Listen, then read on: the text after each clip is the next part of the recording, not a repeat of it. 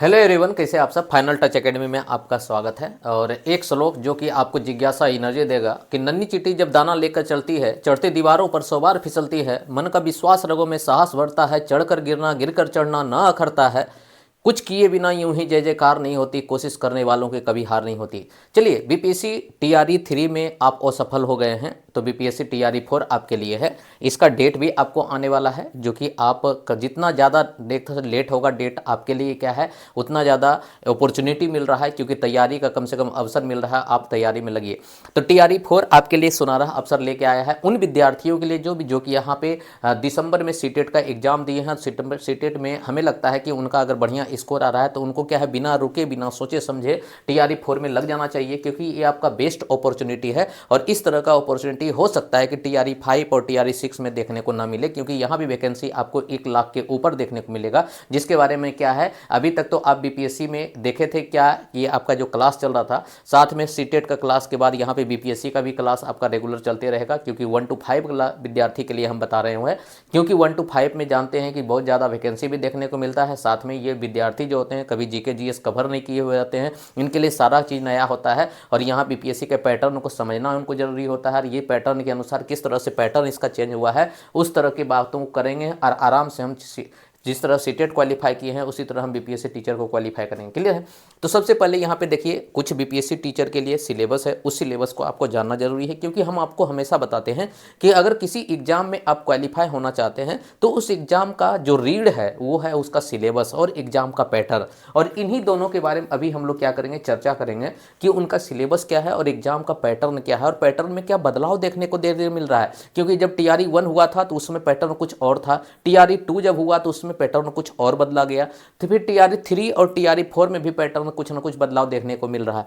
तो यहाँ पे हम पैटर्न को देखेंगे और उसके अनुसार हम लोग तैयारी को जारी करेंगे। और यहाँ से आपका रेगुलर आपका क्लास चलते रहेगा, जहाँ तक सक्षम हो पाते हैं आपको ऑनलाइन क्लास कराएंगे। बाकी बात जो ऑफलाइन क्लास अब है, क्योंकि बीपीएससी टीचर का ऑफलाइन क्लास भी 20 तारीख से आपका स्टार्ट हो गया है। जो भी विद्यार्थी ऑफलाइन में जुड़ना चाहते हैं वो भी आपको ऑफलाइन क्लास में जुड़ सकते हैं। डिटेल आपको जो भी होगा वो आपको नीचे डिस्क्रिप्शन में मिल जाएगा। तो सबसे पहले हम इसके सिलेबस के बारे में चर्चा कर लेते हैं, उसके बाद एग्जाम का क्या पैटर्न होता है उस एग्जाम के पैटर्न के बारे में। और यहाँ पे हम आपको बताए हैं, जिस तरह से सीटेट में आपको बताते चले हैं कि आपको हमेशा एग्जाम में कभी भी 100 से 100 नंबर आपको लाना नहीं है, बस इतना नंबर लाना है जिससे आप क्वालिफाई कर सकें एग्जाम को और बढ़िया तरीका से सेटल हो पाए। तो बस हम 3 सब्जेक्ट को आपको यहाँ पे बताएंगे, और 3 सब्जेक्ट को अगर बहुत बढ़िया तरीका से आप पढ़ते हैं तो हमें लगता है कि बीपीएससी में भी सीटेट की तरह आप क्वालिफाई कर जाइएगा और आप बहुत बढ़िया तरीका से वहाँ पर जॉब भी कर पाइएगा एक टीचर के रूप में। तो सबसे पहले ये क्या है, इन चीज़ों को सबसे पहले देखते हैं। तो हम पहले सिलेबस के बारे में चर्चा कर लेते हैं। बीपीएससी टीचर में जो सिलेबस होता है यही आपका सिलेबस होता है। ये सिलेबस है 1 to 5। पीआरटी वाला जो बच्चा है, पीआरटी वाले जो बच्चे हैं, पीआरटी मतलब 1 to 5 का जो टीचर बनने वाले हैं, 1 to 5 का जो टीचर बनने वाले हैं उसके लिए ये सिलेबस देखने को मिलेगा। अभी हम 6 to 8 और 9 10th के बारे में चर्चा नहीं करेंगे, अभी यहाँ पे पीआरटी का चर्चा करेंगे, प्राइमरी टीचर। यहाँ पे क्या है, सबसे पहला आपका सिलेबस रहने वाला है जिसका नाम होता है मैथ और रीजनिंग। ये आप जनरल चीज़ों में पढ़ते हैं, चाहे जनरल का कोई भी एग्जाम होता है उसमें आप मैथ रीजनिंग का क्वेश्चन देखते भी हैं। हाँ, हमें लगता है क्या इसमें आप उस तरह से चीज़ों को नहीं देखते हैं जिस तरह से बीपीएससी यहाँ पूछने का प्रयास करती है। तो सबसे पहला आपका सिलेबस में होता है मैथ रीजनिंग। दूसरा आपका साइंस पोर्शन होता है जो कि बहुत ज़्यादा इंपॉर्टेंट होता है, खासकर जो है बीपीएससी वाले सेक्शन में। और कैसे कैसे साइंस में क्वेश्चन आते हैं उसको भी हम यहाँ पर बताएंगे। और साथ में आपका एसएसटी जो कि एक मेजर पोर्शन है। अगर आप एक तो से बीपीएससी टीचर को क्वालिफाई करना चाहते हैं तो आपको एसएसटी पे पकड़ होना चाहिए। और एसएसटी सबको बोरिंग लगता है तो इस पे पकड़ हम कैसे करेंगे, इनमें कौन से चीज़ों को पढ़ लें ताकि हम क्या है चीज़ों को बहुत बढ़िया से डील कर पाते हैं। और साथ में आपको सीए जो लिखा हुआ है इसका होता है करंट अफेयर, मतलब कि जो भी रोजमर्रा की घटनाएं हो रहे हैं उसके बारे में आपका कितना समझ है या कितना पकड़ है, इन सभी चीज़ों के बारे में यहाँ पे क्या है क्वेश्चन पूछा जाता है। तो याद रखिएगा ये क्वेश्चन आपको सब्जेक्ट यहाँ पे मेरे पास 4 है, क्योंकि यहाँ 2 सब्जेक्ट को हम मिला के रखे हैं, मैथ और रीजनिंग को एक साथ रखे हुए हैं।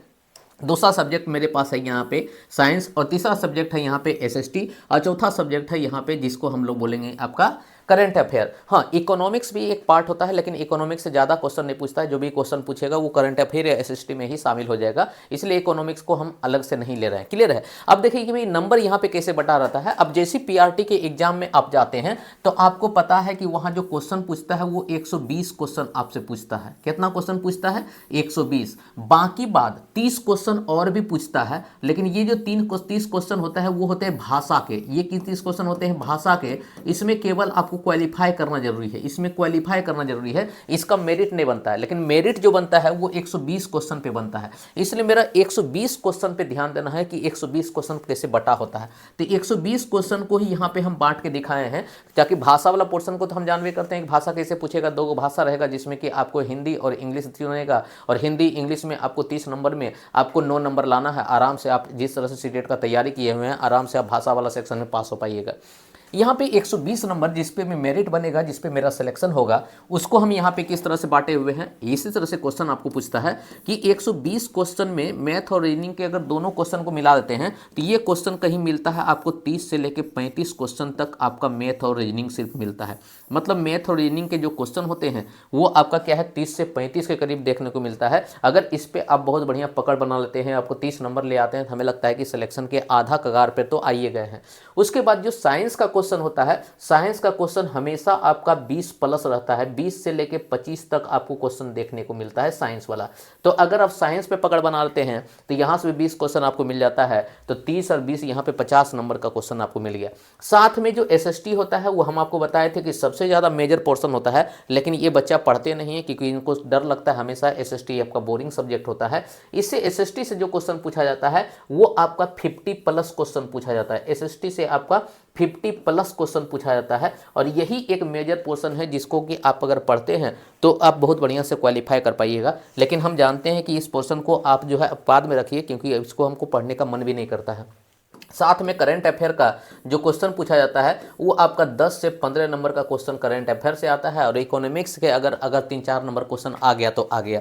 तो यहाँ से ये पता चल रहा है कि इस तरह से आपका सिलेबस है, और इस सिलेबस से हमको क्या करना है कि नंबर निकालना है। और नंबर कितना निकालना है तो आपको पता है कि अगर इसके अनुसार हम चीज़ों को देखें तो अगर हम खुदा न खास्ता अगर हम यहाँ पे मैथ रीजनिंग में अगर हम देखें कि किस तरह से मैथ रीजनिंग को कर पाते हैं, कोई साधारण विद्यार्थी भी होगा कि रीजनिंग का जितना भी क्वेश्चन होगा, रीजनिंग का क्वेश्चन अगर मान लो 15-16 क्वेश्चन अगर रीजनिंग का पूछता है तो पूरा का पूरा रीजनिंग का क्वेश्चन कर लेगा, क्योंकि रीजनिंग का क्वेश्चन तो आपका रिपीटेटिव आता है। जिस तरह से आप प्रैक्टिस करते हैं उसी तरह से आपको क्वेश्चन में देखने को मिलता है। साथ में मैथ के क्वेश्चन में भी रिपीटेशन होता है, लेकिन वहाँ कॉन्सेप्ट का रिपीटेशन होता है। जितना ज़्यादा मैथ का प्रैक्टिस करते हैं उतना ज़्यादा चीज़ों को कर पाइएगा। तो हमें लगता है कि मैथ और रीजनिंग वाले क्वेश्चन को अगर आप बढ़िया तरीका से बनाएं, देखिए हम कैसे क्वालिफाई कर रहे हैं चीज़ों को, उसको देखिएगा। मैथ और रीजनिंग के क्वेश्चन को अगर बढ़िया तरीका से बनाएं तो हम इतना बोल सकते हैं कि हाँ यहाँ पे हम 25 नंबर ला सकते हैं। अगर हम 35 में से 25 नंबर लाएं तो इतना तो लाने लायक कम से कम हम हैं।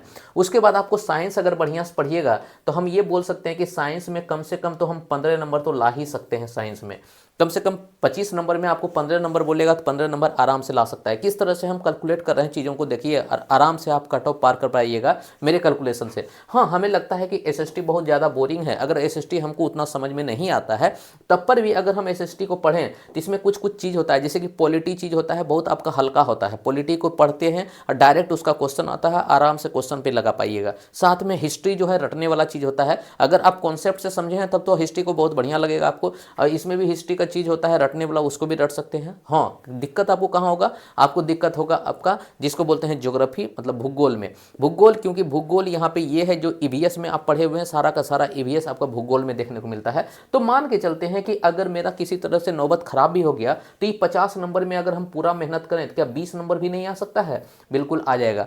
तो अगर 20 नंबर आ जाता है तो 25 और यहाँ पे 20 और यहाँ हो गया 15, इस तरह से 40, 20, 60 नंबर हो गया। और करंट अफेयर में हम नहीं भी कुछ लाएंगे तो कम से कम 5 से 10 नंबर तो लाइए सकते हैं।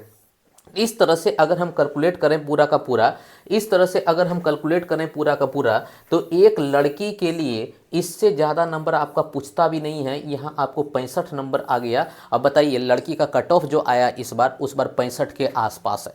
तो मतलब नॉर्मल तरीका से भी चीज़ों को सॉल्व करते हैं तो आराम से हम कट ऑफ तक पहुँच जाते हैं। और मेरा यही एक तरह से मानना होना चाहिए कि हम किस तरह से चीज़ों को पढ़ें कि हम यहाँ पे आराम से क्लियर कर पाएँ, क्योंकि हमको यहाँ पे मास्टरी हासिल नहीं करना है, यहाँ पे एग्जाम हमको निकालना है। और एग्जाम जिस भी पोर्शन से हमको निकल जाए, ज़्यादा से ज़्यादा मैक्सिमम आउटपुट निकालने का प्रयास करेंगे। उस तरह से यहाँ पे आप चीज़ों को समझिए और आराम से पढ़िए। सिंपल वे में हम आपको समझा रहे हैं, क्योंकि 1 to 5 वाले विद्यार्थी अभी तक जो है कभी भी जनरल कंपटीशन में अगर गए भी होंगे तो उस तरह से उनका तैयारी नहीं रहता। अगर तैयारी रहता तो बहुत पहले एग्जाम निकल गया होता। तो इसीलिए चीज़ों को अगर इस तरह से पढ़िएगा तो ज़्यादा सुटेबल होगा। हाँ, ये लेंदी चीज़ है, इसमें ज़्यादा फंसने का कोशिश मत कीजिएगा। और यहाँ पे फंस गए तो सिंपल बात है कि आपका टाइम भी ज़्यादा लेगा और वो क्वेश्चन बनेगा भी नहीं, गलती भी होगा। तो इस तरह से अगर हम यहाँ पे आते हैं तो गर्ल्स का कैंडिडेट का जो पीआरटी में होता है, पीआरटी वाले, अभी जो यहाँ भी हम लोग जो भी बात करेंगे पीआरटी का बात करेंगे, मतलब 1 to 5 वाले विद्यार्थी के लिए बात करेंगे।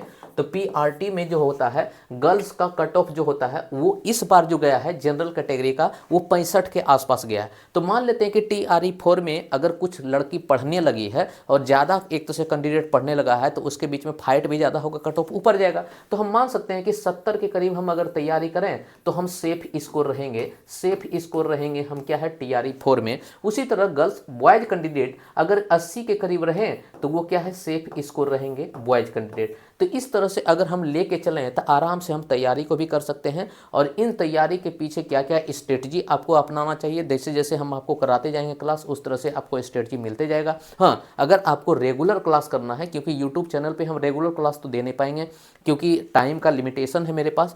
तो अगर आप एप्लीकेशन चैनल पे ज्वाइन करना चाहते हैं तो जिस नाम से आप यहाँ पे यूट्यूब चैनल है उसी नाम से एप्लीकेशन चैनल है जो कि प्ले स्टोर से डाउनलोड कर सकते हैं। वहाँ आपका बीपीएससी का बैच बना हुआ है, उस बैच में इनरोल कर सकते हैं बढ़िया से।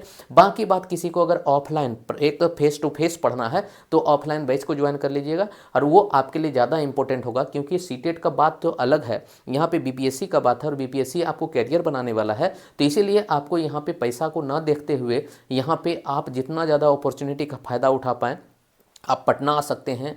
ये सुविधा अगर आपके लिए है तो पटना आके आप ऑफलाइन क्लास कीजिएगा तो आपके लिए ज़्यादा बेटर होगा। क्लियर है। हाँ, अब हम आपको बताते हैं कि यहाँ पे एक तो से पर्सनली जो है हम आपको कौन कौन सा सब्जेक्ट में गाइड करेंगे। तो सबसे पहले आपका जो है मैथ वाला पेपर है, मैथ वाला पेपर में गाइड मेरा चलेगा। मैथ वाले पेपर में आपको हम यहाँ गाइडेंस देंगे, और साथ में आपको साइंस वाला जो पेपर है इसमें हम देंगे। कहने का मतलब क्या है, 25 नंबर का साइंस और मैथ हो गया 15 नंबर का, इन दोनों नंबर को मिलाइएगा तो 40 नंबर का हम टोटल में गाइडेंस आपको देंगे। साथ में इसके लिए अलग अलग टीचर आपको होंगे।